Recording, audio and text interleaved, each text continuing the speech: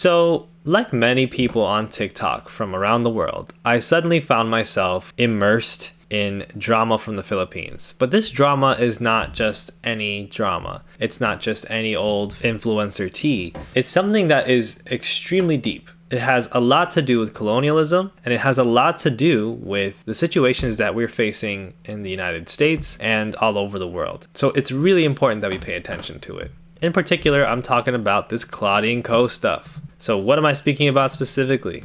I find a TikTok like this. 1 million likes.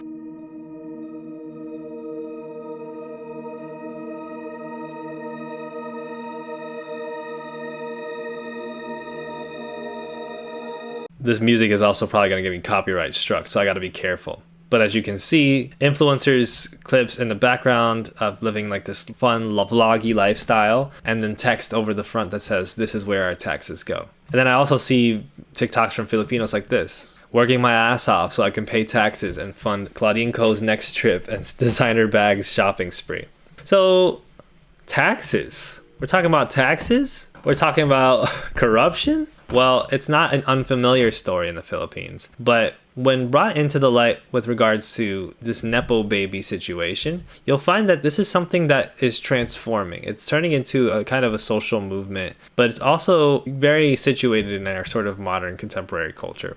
So what's going on exactly? Well, it has to do with flood control. It has to do with flood control in the Philippines, or really the lack thereof. So here's an article for The Inquirer, written by Christina Eloisa Baclig. Billions flow to flood control, but not to save us from rising waters. This is a really good piece that gets at the heart of the issue that had basically, as she says, exploded in July. So several reports revealed a 142 billion peso insertion in the 2025 national budget, quietly added during the bicameral conference, allegedly led by Senate President Cheese Escudero. The expose peeled back the first layer of a bigger problem.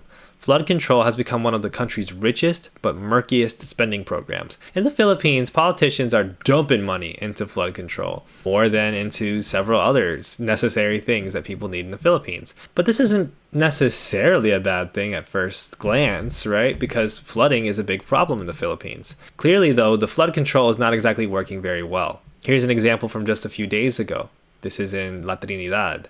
I can't read Tagalog, but I think you can see with the visual quite clearly the kinds of devastation that happens as a result of flooding, which is not new in the Philippines, of course, but is also something that is going to get worse over time, just as it will in the United States and in other parts of the world. Why? Because of the good old thing called climate change. So rising sea levels and then lack of infrastructural support is a devastating combination for especially poor folks who get the brunt of this kind of devastation from climate disasters. So of course we should pour money into flood control, no? We should do so in the US and we should do so in the Philippines, right?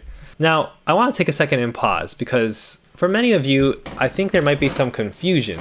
I am not Filipino and I'm not from the Philippines. So when I say we, I kind of talk about we as in from the perspective of Filipino citizens who my sympathies are obviously with, but I also think it's really important to understand how we are connected as a global community. Just as some quick background, I am a journalist. My ethnic background is from the Dominican Republic, as well as some ancestry from China. And I've been working as a journalist for a few years. A lot of my reporting has been about cultural and political stuff happening around the world, despite the fact that I'm from the US. Why? Because these issues are extremely interconnected. Because for one, the United States is a big player in what happens in these other countries. But for two, this story is probably a little bit familiar to y'all. Nepo babies have become a very hot topic in the United States, as well as in other parts of the world. I was just reading about discourse in Mexico about a particular Nepo baby celebrity, Angela Aguilar, and her recent comments, along with the comments of her Nepo baby father, Pepe Aguilar, about immigrants in the United States. But the discourse, of course, began with commentary about celebrities in the US, from people like Dakota Johnson to Maude Apatow, etc. It's such a common thing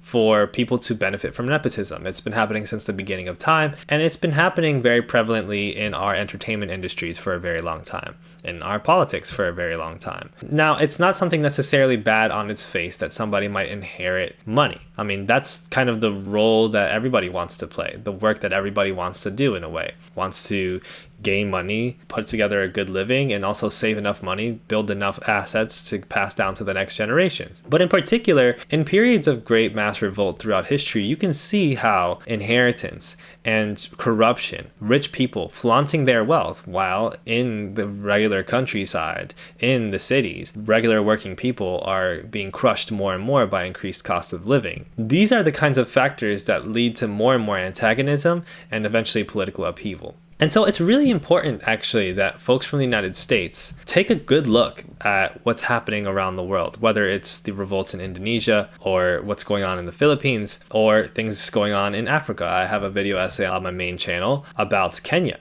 and protests by a youth movement in the 2024, which actually recently were re-emerging in 2025. If we realize that we're all interconnected with our issues, that all of this comes from the same system, that comes from the same top-down hegemony, that benefits the same rich people, the same companies, then we all get to realize just how much our struggle is shared, and we can help each other. We can help each other understand and educate ourselves, and we can also help each other with resources, with knowledge about how to resist, and with a better understanding of our own situations. Because as a person who has Dominican family, of course, who has lived in the Dominican Republic, I have a lot of experience hearing people from my patria, my homeland, say things like, how ashamed they are of their own country, how corruption is so rampant and so dominant in their countries, and how it almost feels as if it's super specific. Like, oh, this is a Dominican thing. Oh, nothing can be as bad as in the Dominican Republic or in Haiti or in Cuba and Puerto Rico.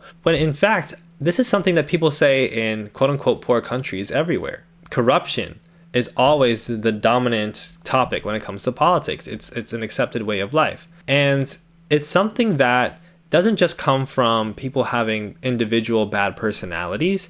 It doesn't just come from people having a poor legal framework or a cultural problem, really at all. It comes from power dynamics, and it comes from the fact that these countries have suffered the brunt of colonization for hundreds of years and still suffer that brunt to this day in a neocolonial framework. That's what we would call it, in a framework that is essentially colonialism, but by another name. Now let's go back to the topic though, because I really want to get into the tea for a little bit. I don't want to get off course too much. As you can see, so the flood control, not doing so well, not so hot, but tons of money getting poured into it. And so flood controlled nepo babies have suddenly become this hot topic because there are multiple influencers who have significant followings from the Philippines whose parents are from these flood control companies. And it's the gaudiness, right? It's the gall, it's the visibility of it that really makes it sink in, that really makes it offensive and has driven people to use their voices, their platforms, their combined social media power to call it out and to try to make life on these platforms difficult for these people. So Claudine Co in particular is the daughter of Christopher Co. This is a piece from Rappler by John Cichon. Claudine Co is the daughter of Christopher Co, owner of High Tone Construction and Development Corporation. That is one of the top 15 contractors, which was identified as firms that have cornered 1 in every 5 flood control projects in the country between 2022 and 2025. She's also the niece of Ako Bicol Representative, also, sorry if I mispronounced stuff. She's also the niece of Ako Bicol Representative Zaldi Co, the co-founder of SunWest Incorporated, another one of the top 15 contractors. And so what's interesting about Claudine Co, this nepo baby, is that she is extremely vigorous about showing off her wealth. As you can see, she's showing off how she goes to fashion shows, her frequent trips to Europe. And there are several viral responses on social media. This person says, "My blood is boiling. Just one entire outfit, already worth 1 million plus." Another person, "My feed is filled with posts on the lavish lifestyle of kids of corrupt officials. And here we are, people without generational wealth or stolen riches, who work daily, who sometimes are ashamed to post travel photos or things bought because of the possibility of being called arrogant." And to be honest, I relate to that quite a bit. Sometimes I feel bad because I had several advantages growing up that led me to having a pretty middle class upbringing, a pretty middle class life. And I feel bad sometimes when it comes to showing off anything. And so for people like this who have now very clearly been shown to be getting their money from taxpayers, getting their money from extremely corrupt projects. To be so blatant about it, it really shows you how detached these people are and how much contempt they hold for regular people. Even if they don't conceive of it, even if they seem to be very well-meaning people, they have been raised in this environment and encouraged to be as overly arrogant about their own wealth as possible. She's also dating this Claudine Co person, someone named Lemuel Lubiano, who is the brother of Centerways Construction and Development Incorporated President Lawrence Lubiano. And he was the Senate President Chiz Escudero's biggest campaign donor in the 2022 elections. And Centerways is also top 7 on the list of flood control project contractors. So these are literally 2 nepo babies joining up together to maximize their joint slay. It's almost like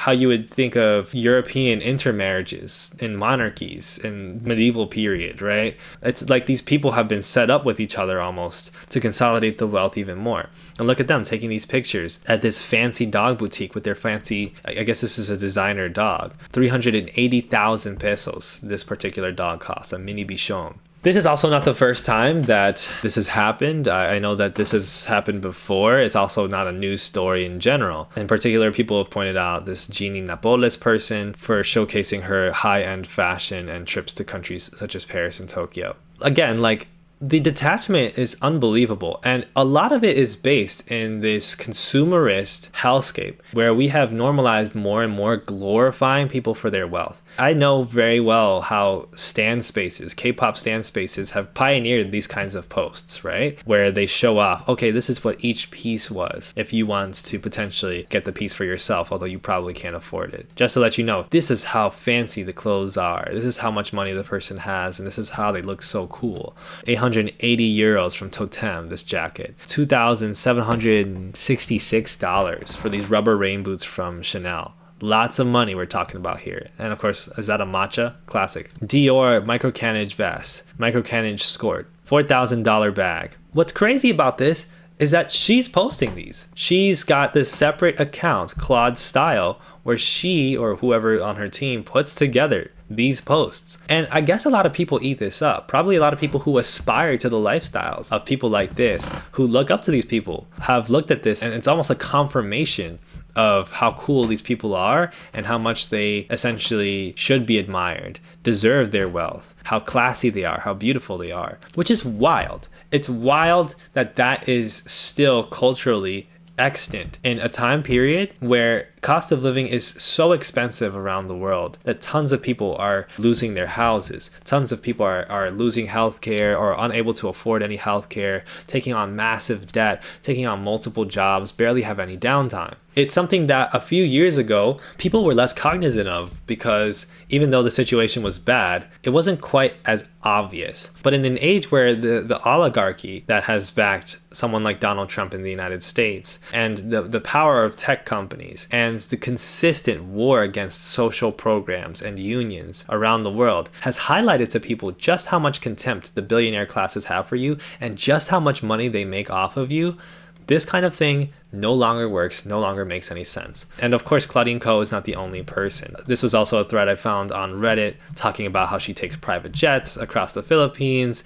But she's not the only person, right? I've seen also TikToks like these, naming several different influencers, Christine Lim, Jella Alonte, Discaya siblings. Look at these clips, right? These kinds of influencers are living in a completely different world and have no idea that they can't just talk about their intentions. They can't just talk about how nice they are as people and talk to their audience and call them nice things and say that they love their fans, they love their followers, and expect that to not make this atrocious. Right? You know, this is not just exclusive to women. We also have men that are implicated in this, just like Claudine Cole's boyfriend. This is another person people are pointing out, Denzel Fernandez. This is another person that's getting pointed out a lot as well. When you walk funny, but the flood money walks funnier is wild. Wild. So just to get a sense of how this corruption is done, how this type of bribery is done, it's essentially through this kind of like gray money or dark money. You have more than 350 billion pesos that have been assigned to these projects that don't even specify the type of structure being built. So all this money is going to flood management programs, but it's not even clear what they're going to, why. There's not clear delineation of it. It's so easy to just throw the money there. So the flood management program has climbed from 72.90 billion in 2017 to 248.08 billion pesos in 2025, more than tripling in under a decade. And yet, no results being noticed on the ground. What's interesting, though, about this is that current president of the Philippines, Bongbong Marcos, surname is very familiar for some people who might know a little bit about recent East Asian, Southeast Asian history. Bongbong Marcos has decided he's going to take this on, okay? He's really showing to a public that is disapproving of him more and more that actually, no, I do care about corruption. Never mind that my parents were some of the most corrupt world leaders of the 20th century and were expelled in a revolution, essentially, or in an upheaval politically in the Philippines. And I am a nepo baby myself. I'm going after nepo babies. But look at how he chooses to go about it. It tells you all you need to know. So this report from Rappler by JC Punongbayan says that amid the explosive scandal involving corrupted flood control projects, Marcos Jr., Ferdinand Marcos Jr., has ordered a lifestyle check on all government officials, starting with the Department of Public Works and Highways. Also, this is the agency notoriously involved in corruption of public work projects, as the writer says. And so there's so many different flood control projects, companies, politicians that have been implicated that he is calling out. Interestingly enough, though, obviously, if you can put two and two together, a lot of this is his fault. It's the fault of Filipino politics in general, right? There was a Supreme Court ruling that banned discretionary pork in the budget, which essentially was like just bribery, just corrupt money listed, corrupt money that was on the record. But now, nothing has been done to address the systemic funneling of money into these places. And instead of doing work to ban or to regulate more thoroughly the budgeting of these projects, he is focusing on the aesthetics. He is focusing on saying, you guys have got to play this cooler. You guys have got to be out here not showing off as much, calling for a lifestyle check. And of course, this is something that is rich coming from, as the article calls him, the OG Nepo baby. I mean, nobody's a Nepo baby more than Bongbong Marcos. So the writer says, just as Sara Diskaya loves to flaunt her luxurious cars and Claudine Ko flaunts her expensive bags and shoes, the Marcoses were doing all that nearly half a century ago. There's some great recommendations of content that you should look at. And also this article from the Telegraph showing this picture of Bongbong Marcos in 1975 at Oxford. Look at this motherfucker. He's the Monopoly man. Look at him. You are the Nepo baby of all Nepo babies. Look at this fancy, what is this, a Rolls Royce? This is famous footage that was unearthed during a time period where there was a massive economic crisis, massive poverty in the Philippines. This is what Bongbong Marcos and his family and friends were doing. Revelers' version of a song that last year was a rallying cry to feed the poor. This version is memorable for its enthusiasm. Memorable, too, because the former... That's crazy. You can't go anywhere without saying anti-blackness. That is wild. The former First Family and their friends didn't realize how hungry their own people were. They're singing We Are the World, and here you are. Time to lend a hand, right? What hand are you lending? So I highly recommend that people check out more about this story, watching this film about martial law in the Philippines, etc. But what really gets at the problem is something that is far outreaching the shores of the Philippines. Anybody who knows anything about how the world works in terms of the world system knows that corruption does not exist in a bubble. It's not a problem of individual cultures. It is not a problem of certain countries being poor. These countries are not poor. These countries are filled with wealth, and that wealth gets funneled into an elite class of people who are supported and bolstered by the richest powers of the world, particularly the United States, NATO, and the world powers that have significant stakes in imperialism, which is essentially the expansion of their empire and the ensuring of their own power being maintained all across the world in different regions, from the Middle East to Southeast Asia to East Asia, etc. This is a piece from Mahalaya in 2024 talking about Bongbong Marcos, so a year ago, when his approval and trust ratings were continuing to dip. The 2024 People's State of the Nation Planning Committee. I'm just going to read you some quotes. In the past year, high inflation rates in the Philippines have led to economic crises for the most vulnerable populations and communities. Working class Filipinos struggle to purchase rice due to surging domestic prices. The Philippines is the world's top rice importer. Meanwhile, over 44% of its people experience severe or moderate food insecurity. The Philippine government continues to keep the country's hopes of food security dependent upon foreign sellers' profit motives and the whims of the global rice trade. So more and more Filipinos are reporting themselves as living in poverty, income inequality is increasing, and what is the solution? Well, it's the same solution that if you know about 80s, 90s, 2000s politics, people have been doing and that has been essentially failing in its stated goals for a long time. Well, we got to bring in more private investment, more private investment, more private investment. US companies, more money being funneled into the capitalist classes. We're not going to do social reforms. We're not going to nationalize resources. Absolutely not. And these private investors come in and they only make the income inequality more stark. Foreign capital is not going to save your country. If you are in the great year of 2025 still like, my country is so poor, please, ExxonMobil, please, Starbucks, come to my country and build businesses here so that we can have more prosperity. You are an op. You are wild. This is a story about, in 2015, a massive fire killing 72 people in a rubber slipper factory in the Philippines. Massive unsafe working conditions, extremely exploitative work conditions. The AI boom taking advantage of the poorest labor, like the most exploited labor in the Philippines. And of course, the privatization of natural resources. So instead of using the resources that exist right there in the land, the arable land that can be farmed, the natural minerals, we are going to privatize those further and further. And the privatization is going to be for people that don't live in the country. It's not even like your population of the United States is benefiting from it. It's just rich companies from the United States and from around the world. Additionally, the Duterte era war on drugs has continued under the Marcoses. And very telling this, Bongbong Marcos has embraced a foreign policy that heavily relies upon U.S. military presence and intervention in the region. His administration in 2023 reaffirmed a military pact that granted the United States 4 new military bases on Philippine soil.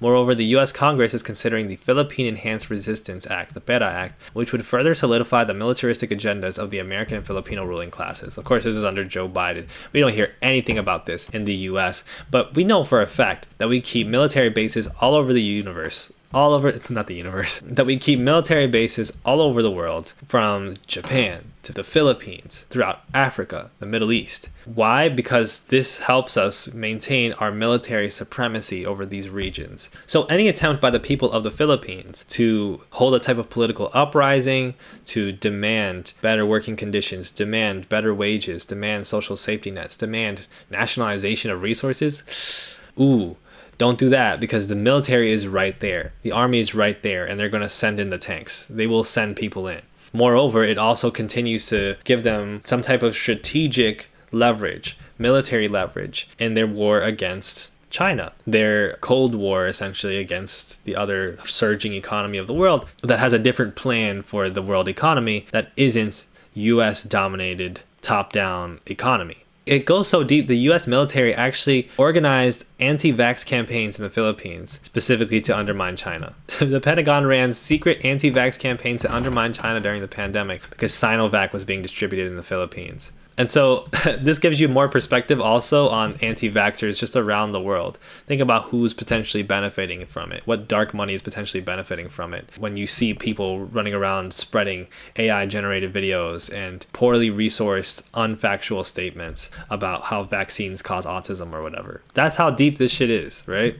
And of course, guess who is a big fan of sending arms to Israel? In a period of time in which the Filipino people are being devastated by poverty, and when so much of the budget is getting dumped into corrupt officials in the Philippines, there's also a significant amount of budget and trade happening so that a country in the Middle East, a settler colony specifically, can keep committing genocide.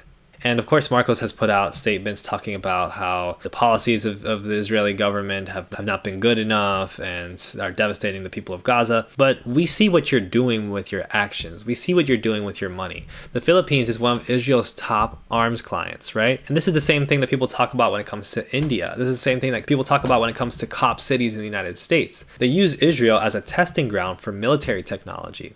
that they use to suppress Palestinians and commit genocide, but also can be used then by other oppressors around the world to suppress their own populations, to commit types of genocide against their own populations, to surveil their own populations. Elbit Systems, specifically, is a defense contractor that is being used by the Philippine Army to procure war material. So this also tells you a lot about the two-state solution and its popularity within, mainstream politics. It is a classic way to make the issue seem like one of two parties that just need to get along and figure it out. Meanwhile, you're benefiting fully from one of those parties dominating the other party. You're benefiting fully from the material that one of those parties is creating, that one of those parties is supplying you with to suppress your own people, to dominate your own people, to create an army that can be used to send in for martial law against your own people. And so what this tells you is that corruption in the Philippines and culture in the Philippines, as some of you are kind of having a discussion about, is not something that just exists purely based off of individuals and how they wake up and how they feel about the world. Not something that is purely dominated by old traditions or biology. Obviously, culture is about the material environment that you live in. And if that material environment is poverty and corruption and destruction, then your culture is going to be one that is based in that is based on survival in those things. These are things that we see in poor and working class cultures around the world. They are situated in situations of massive destruction and of intellectual warfare. Like this anti-vax thing is a perfect example. These things are created by elites to foment insecurity and to foment a type of class war within the lower classes who aspire to be part of the higher ones. They also use influencers in this way. I mean, what the Philippines illustrates to us is a clear example of something that we're not quite as hip to in the United States. When we talk about nepo babies, people who are in the entertainment industry, like a Gracie Abrams maybe, we're talking about them from the perspective of them not necessarily earning their status, of them being privileged, and of them necessarily sometimes having less talent but being able to get away with it because of all of their resources. What we're not talking about is the fact that this system then serves to entrench us with normalization. What do I mean by that? What do these big words mean? They make us normalize the idea that wealthy people are better than us. They make us normalize the idea that there is a nice, good world that we can just live in if we just model ourselves after these rich people. They make us get a sense that meritocracy exists when it clearly doesn't, even though it's so laughable for these particular people to think that way. They give us essentially characters on a screen, superhero stories, through real-life people who have been groomed their whole lives and resourced their whole lives to represent to us this kind of ideal that we can aspire to, when meanwhile there's no way in hell that we could ever get to their status. And it's so obvious, right? But this is a type of intellectual warfare, a type of cultural warfare that is necessary as part of economic warfare, which is what we live under. We live under a state of constant violence and economic warfare, rich people against the poor. That is also how Christianity is used in these poor countries. Christianity is something that can be what you make of it, right, in your individual practice. But when it is connected to institutions, and when you rely on institutions to give you these experiences with Christianity, and to give you this validation with Christianity, and to fit into certain class structures, the church is not really about belief at all. It's not about faith or spirituality at all. It is about class assimilation. It is about fitting in, and it is about normalizing the world that we live in, normalizing corruption, normalizing exploitation. I might think I might be against corruption and I might be against politics, but if my favorite entertainers, from influencers on YouTube to singers in the music industry, which by the way, Claudine Ko has her own music career, if those are my favorite people and they come from these places, then I already have something wedged in me to not be against them, to not think of them as badly as maybe I should. Because, well, Claudine Ko's cool. These influencers are cool. So all it does is normalize, normalize, normalize, as all of our wealth is being taken out of our pockets, sometimes through taxation that is extremely extractive of poor and working class and middle class people who can't dodge taxes. Meanwhile, the rich people dodge taxes and they aren't taxed enough in the first place. But also through work exploitation, the fact that I have to work and make a wage that is way under the value that I produce for my company. Also through infrastructural projects, money that gets put into middle class, upper class areas, and middle class is barely at this point, that should be put towards working class, poor areas to develop them, to allow people opportunities, quote unquote, right? But it was never about opportunities. It was never about opportunities in the first place. It was always about making the environment as unequal and unstable as possible. And the instability is reinforced by the continuation of militarization, by having these military powers that take roots not just in the imperial military or in the military that works in foreign affairs, that talks about, oh, that country over there, they might invade at any time, so we're going to keep arming ourselves with Elbit systems, contracted weapons, but can also and will also collaborate with police forces at any time. So we have less and less ability to move in the world in any way that doesn't serve property owners. And who are the property owners? The capitalists, the people who bought all of the property because we couldn't afford it. We had to sell it. We had to get kicked out of the house. So there is no conversation about culture and about corruption that can take place without a conversation about capitalism and economics. There is no culture without economics. Economics is not, in fact, economics itself. All of these things are part of one sphere, one reality, which is that some people dominate, most people get dominated. So it's very important that we reinforce that. And I think it's really important that people in America understand these stories, because we also have to understand that this is what our taxes are going to. Like, think about that as a mindfuck. Filipinos are talking about where their taxes are going to fund the lifestyles of a Claudian Co. Our taxes are going to maintain military supremacy over all of these countries, to dominate them, to keep them in these states of corruption. That's what we're paying for with our taxes. That's why we have the biggest military in the world, bar none. Although our military is vastly inefficient and within it suffers from a lot of the same corruptions that we only associate with poor countries, quote unquote. Our shipbuilding, for instance, is a disaster when compared to China's. But we don't really care about the actual infrastructure of the military. What we care about is maintaining intimidation, is about letting workers know around the world that anything that we do to try to upset the order and rebel will be met with force.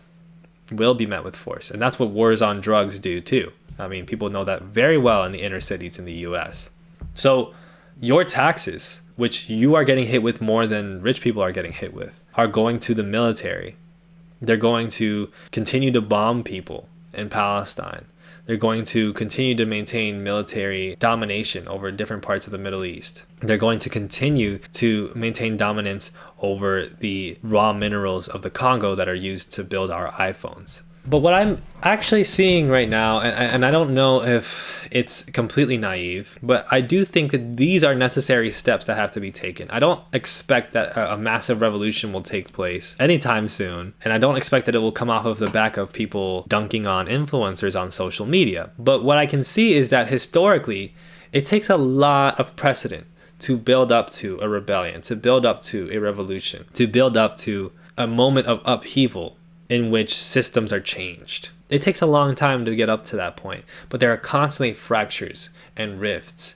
There are constantly ways in which people get more and more class conscious, whether they know it or not, whether they have the theory or not, because as long as these people keep robbing you and they keep being blatant about it, and as long as they keep showing off their wealth and trying to entrench their own superiority to you, the more that they do that, the more that you're going to get mad. And especially that's why in the United States, when we look at these issues that happen abroad, they're not just tragedies that we shouldn't pay so much mind to. Oh, what a tragedy that's happening in the Philippines. Oh, what a tragedy that's happening in Palestine. What they are things that we can actually do something about through fighting against our own elites in this country. Through everything from unionization work to mutual aid work to rallies to all types of other stuff. It is through changing our politics that we would see a significant change in Filipino politics. So as Americans, it is incumbent on us to remember that this isn't just about us, because we're all us. We're all in this together.